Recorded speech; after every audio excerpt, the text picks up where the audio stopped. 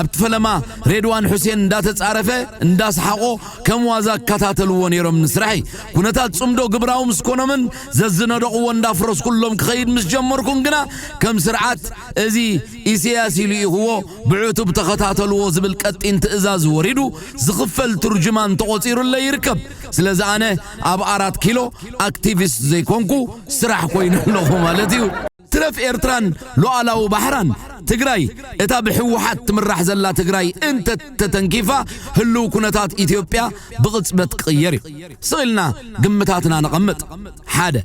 لك عب سالستي درونات شعبية بسمايات أديس آباخ عندنا من خلكلن كلته مريت ميكانايزد شعبية نابسيول كم زي كير انتاي وحسنتها سلسته اب ኢትዮጵያ ናይመን ድሮናት ናይመን ተምዘግዛግ ሚሳይላት 4 ኪሎ ድኹዕ ገብሮ እዝዶን ቆርዕሸል ይጉምቶዶ 4 اب ሰማያት ድሮን ኢማራት ጥራይ ላይሰንስ ዘለውን ዝመስሎ ድሮናት ራሻ اب ሰማያት ኬቭን ታይገረን እሞ ሰማይ አዲስ አበባ ድሮናት ሻዕቢያ ዝኽልክል ሴማፎሮ ኢማራት አሎ ደኾኒ ቆልዓ በሻሻ ከሐልም ካብ ካለ ንሕና ኸስኪ ሕልሙ ንፍታሐሉ سلام تخطاتلتي نايز مدبي كما يوعلكم لومي شوعات تقمت 2025 نيو حجيه مسئي زلهو سبر زينا إمالتي سلازي اتي سبر زينا إثيوبيا ني حوحاتن كومون هقدفن زخصص دبدابي ناود حبرات هاقرات لإخالا مالتي سلازي بزعبازي انتا إزبل تدبدابي نزبل نابوخن مسئينا قديمة حدثتي سابسكرايب كالواتكا شير لايك غبرو نابلكو نابو خاطو مالتي سلازي ازي دبدابه استصحفه بمنستر وصاي غدايات اثيوبيا ويدما منستر غديان تيموثيوس كوينو نابودو حرات هغراتيو تصحف زلو ما استصحف نزول اب كلته تقمتي 2025 بفرنجي تصحفو سلازي انت يزبل زلو نزبل اثيوبيان ايرتران اثيوبيا ايرتران حوحاتن نفانو حجزهم اوق ولديا كم تساتفو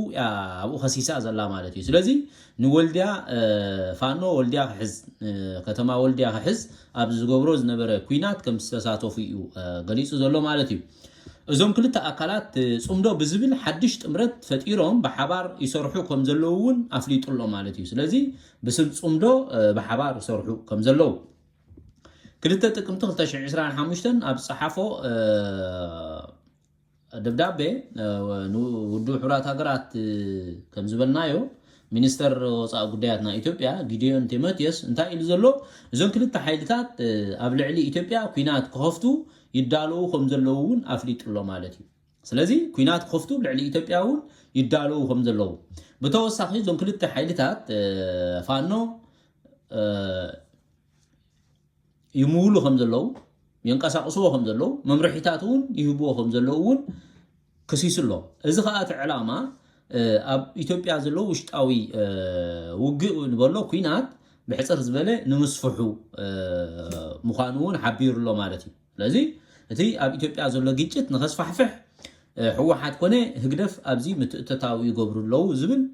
كالاي كسيون አለው مالتي بجكاتي اول ديا تساتيفوم زبل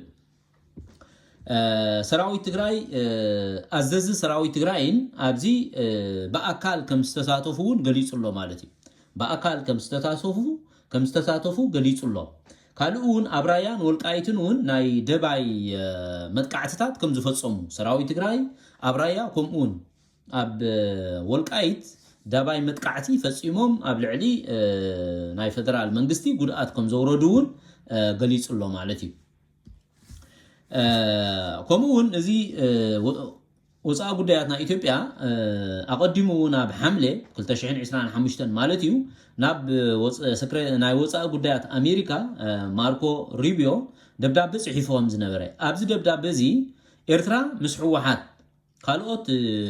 አካላት ወይ ድማ ጉጅለታት ውን ኣብ ኢትዮጵያ ዘለው መዚኦም ዝምድና ትገብር ከም ዘላ ወይ ድማ ብሕጽር ዝበለ አንጻር ፌደራል መንግስቲ تسرح كم زلا تعتقون كم زلا بحفشة دقفات تقبر كم زلا نيرتراون كسيسو خم زنبرة خمون مسحوحات وبقدمنا تقبر الله بزبل ناب أمريكاون قدم خلط تورحي سلست تورح بيلو أب صحافة دبدابون أفليت خم زنبرة إذا قال الله مالتي سلازي كبرات حواتي بريك نيوز زي مثل بحصر زبلجن أبتم أتوي كم سمعنا يا ذا فيديو ناي أول سعيد ምናልባት ኢትዮጵያ ዝብልዎ ዘለው ብስም ጽምዶ እዮም ዝብሉ ዘለው ኣብዚ ኣወል ስዒድ ታኢሉ ዝሓለፈታ ቪድዮ ከም ሰማዕኹማ ትግራይ ተተንኪፋ ድሮናት ሻዕብያ ብሰማያት አዲስ አበባ ከዕንድራኤን ኢልና ነይሩ ማለት እዩ ካልኣይ ተንዛግዛግ ምሳይል ጌርና 4 ኪሎ ድኹዕ ክንገብራ ኢና ዝብል እውን ተዛሪቢ ካልኣይ መካናይዝድ ና ኤርትራ ብዙሕ ነገር ከም ዝሰማዕኹሞ ማለት እዩ ስለዚ ከምቲ ዝበለውን ኣብ 4 ኪሎ ወይ ድማ ኣብቲ ቤት ጽሕፈት ናይ ኣብ ኣሕመድ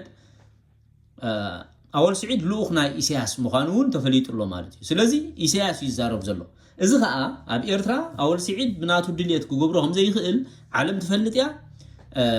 ኢትዮጵያውን ይፈልጥዮም ማለት እዩ ስለዚ ብቐጣ ናይ ስርዓት ኢሳያስ መልእኽቲ ምዃኑ ይፈልጥዮም ስለዚ እዚ ብቪድዮ ተቀዲሑ ትሪእዎ ኣለኹም 4 ኪሎ መቃዲሾ ክንገብሮ ኢና ይብሉለው እዚ ከም ዝብሉለው ትግራይ ተተንኪፋ ከም ዝብሉለው ተባሂሉ እቲ ክሲ ብቐጣ ዓለም ተقبሎ እዩ ንኤርትራውን ተረጋጋሚ ዋጋ ዝኽፍል እዩ ክብሎ ጽናሕኮ ኣነ ንሱ እዩ ምክንያቱ ንሕና ኣነ ትግራይ ብጣዕሚ ዝድግፎም ግን ትግራይ ተተንኪፋ ኢሉ ዝኾነ ይኹን ናይ ሻዕብያ ብኻልእ ዓገዝ ገብር ይኽእል እዩ ብሕፅር ዝበለ ግን ኣብ ጉዳይ ትግራይ ዝእትዎ ነገር የለን ምክንያቱ ኣነ ዝድግፎም ዘለኹን ትግራይ ከዓ ሓይሎም ሰጢሞም ምስ ፌደራል መንግስቲ ዘተ ክገብሩ በር ኩናት ክገብሩ ኣይኮንና ንድግፎም ዘለና ምክንያቱ ፌደራል መንግስቲ ተንዕቆም ዘተምስኦም ኣይገብርን እዩ ተተጠርኒፎም ኣብ ሓደ ተመጽኦም ግን ክሰምዖም እዩ ሕቶኦም ክምልሰ እዩ ኣጋብ ገይሩ ክምልሰ እዩ ዝብል እምነት ስለዘለኒ ኣነ ትግራይ ክጥርነፉ ኣብ ሓደ ክመጹ ሓይል ክፈጥሩ ዝድግፎም ዘለኹ ማለት እዩ ኣብ ኩናት ከኣትው ይኮነን ስለዚ እዚ ምትእትታው ናይ ሻዕብያ ኣቀዲሙን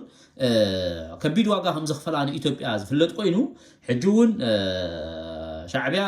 ጉዳይ ክገብር ኢዱ ክስሕብ ትግራይ እውን ከም ዝበልክዎ ማለት እዩ ተዳፋፊኦም ኣብ ዝኾነ ግጭት ዝኣትሉ መገዲ ዘይኮነ ብሰላማዊ መገዲ ከመይ ገይሮም ተጠርኒፎም ሓይሎም ምስ ፌደራል መንግስቲ ዘተ ገይሮም እቲ ጉዳይ ይፈትሕዎ ዝብል እምነት እዩ ዘለኒ ወይ ከምኡ እቲ ድልየትና ዛስዋይና ከኣን በዓል ጌታቸው ረዳ ተቃሊስናዮም ምክንያቱ ትግራይ ዓቕሚ ዘይብላ የትርፍለው ኢልና ስለዝኣመና ብዓቕምና ተቃሊስናዮም ማለት እዩ እቲ ዕላማ እንታይ እዩ ነይሩ ተይልኩምኒ ከም ዝብሎ ዘለኹ እዩ ትግራይ ሕቶኣ ብሰላም ንኽምለስ ሓይሊ ንኽትፈጥር ክትከብር ክትፍራሕ ማለት እዩ ከምኡ ስለዝኾነ እዚ ምትእትታው ናይ ሻዕብያ ግን ብጣዕሚ ዝኹኑና ኣነ እዚ ንትግራይ ሓገዝ ኣይኮነን አዲስ አበባ ዝበፅሓ ድሮን የብሉ ዋላ መሳይል የብሉን ሻዕብያ እንታይ ዳ ኮነ ኢሉ ኢትዮጵያ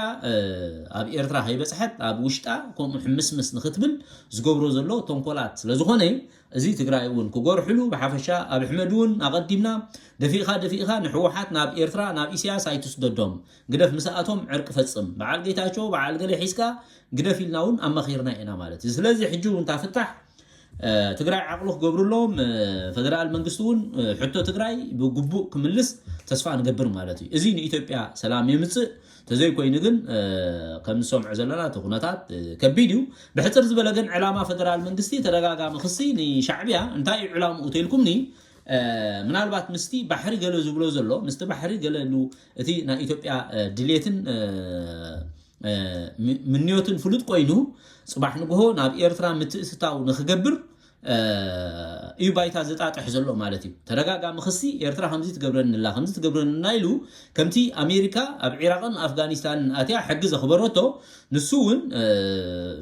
ኣብ ኤርትራ ኣትዩ ሕጊ ከኽብር ወይ ከምኡ ዓይነት ኦፐሬሽን ደገፍ ዲፕሎማሲ ንኽረክብ ምዃኑ እዚ ይርድእ ማለት እዩ ተዘይ ኮይኑ ደብዳቤ ጽሒፉ መጺኦም ውድብ ሕብራት ሃገራት ከድሕንዎ ገለመለ ከም ዘይኮነ እንታይ ዳ ኤርትራ ንኽወርር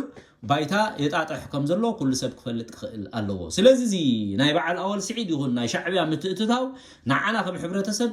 ዋጋ ከም ዘኽፍለና ተደጋጋሚ ገሊጽና ኢና መልሓስ ናይ ኣወል ስዒድ ዘድሕኖ ሰብ የለን ምክንያቱ ታ ኤርትራ ትበሃል ዘላ ን30 ዓመት ኣብ ምንታይ ደረጃ ውዲቖማ ከም ዘለው ንፈልጦ ኮይኑ ሕጂ ኣብ ኤርትራ ገዛ እንዳኸዱ ከምቲ ኣብ ኩናት ትግራይ ዝነበረ ግፋን ገለን በረኻታትን ገለን ናሓዙ ከምኡ ዓይነት ግፋኦም ጀሚሮም ዘለው ማለት እዩ እዚ ዘርእየካ እንታይ እዩ ሻዕብያ ኣብ ሓፂር ግዜ ኩናት ክመጽእ ምዃኑ ተኣማሚኑ ከም ዘሎ ወይ ባዕሉ ክጅምር ወይ ከምኡታት ምድላዋት ይገብር ከም ዘሎ ግን ካብቲ ኣብ ውሽጢ ኤርትራ ዝግበር ዘሎ ምድላዋት ካብ ናይ ቀዲምና ተመክሮ ዘለና ናይ ስርዓት ማለት እዩ ካብኡ ክንመሃር ወይ ድማ ከምኡ ክንርዳእ ንኽእልና ስለዚህ ቀርና አፍሪካ ብሰንክ ሻዕብያ ሕጅውን እዚ ከባቢና ናብ ካልኣይ ህልቂት ወይ ድማ ኩናት ከኣቱ ከም ዝኽእል ዓብቲ ክእለታት ከም ዘሎ ንሪኦ ኣለና ማለት እዩ ስለዚ ኩሉ ኤርትራዊ ክገብሮ ዘለዎ ማለት እዩ እዚ ስርዓት እዚ ኣብ ጉዳይ ኢትዮጵያ ኢዱ ምትእትታው ክስሕብ ኢትዮጵያ ባሕርዶ ወደብ ደይላ ተመፅኣ ከዓ ክምክትን ምስ ዓለም ኮይኑ ብዲፕሎማስን ብኩሉን ክሰርሕ ፀዋዒት ንገብር ንሱ ኢኻ ተሓቂ ኣብ ውሽጢ ጉዳያት ኢትዮጵያ እናኣተኻ እንተ ደኣ ትሕምስ ኮንካ ትፍትፍት ኮንካ ክንደይ ግዜ ኣጠንቂቖሞ እዮም ንዓና ከም ኤርትራ ሓደጋ ሒዙ ከም ዝመፀና ግን ዝኾነ ሰብ ክፈልጥ ክኽእል ኣለዎ ንሎሚ እዚኡ ክቡራት ኣሕዋት ተኸታተልኩምኒ ብጣዕሚ መስግነኩም ሰላም መዓልቲ